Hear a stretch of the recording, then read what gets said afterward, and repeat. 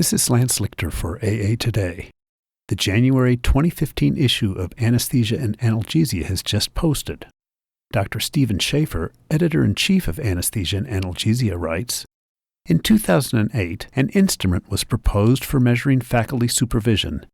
In this issue of Anesthesia and Analgesia, the authors of the article titled Departmental Assessment of Faculty Supervision validated this instrument in a national sample of anesthesia residents for evaluation of both anesthesia departments and specific rotations.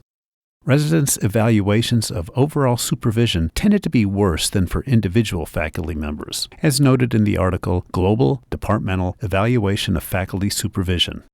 The instrument's author notes in his accompanying editorial titled Departmental Evaluation by Residents, quote, "The metrics can help prospective applicants avoid programs with poor supervision and presumably poor teaching and direct their attention to training programs with the best supervision," end quote.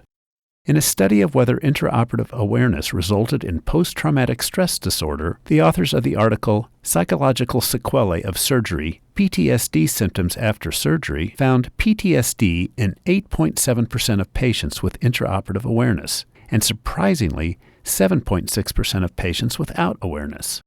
Risk factors for postoperative PTSD other than awareness included poor social support, prior PTSD symptoms, prior mental health treatment, dissociation related to surgery, and perceiving that one's life was threatened during surgery.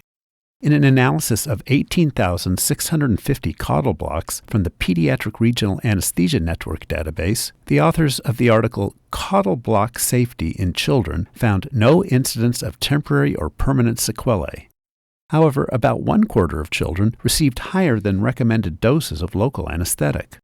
Dr. Naveen Nathan, cover editor and illustrator, writes, "Many in the lay public may not appreciate the significant gravity of receiving an anesthetic. To their credit, the soft-spoken overtones of our preoperative anxiety-reducing consolation do undermine the austerity of our practice, inasmuch as the amount of legroom and coach becomes the primary focus of one's experience when flying.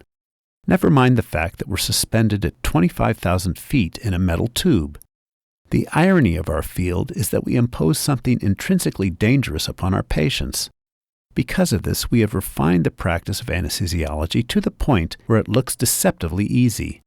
How does one adequately supervise the conduct of inherently perilous interventions? At what point is it safe to dismantle the training wheels and allow our learners to assume the burden of risk? The cover captures the all-too-familiar and ephemeral moment when fear turns to trust, a metaphoric handoff of responsibility from mentor to apprentice. For links and more, go to aatoday.org. That's AA2day.org. This is Lance Lichter.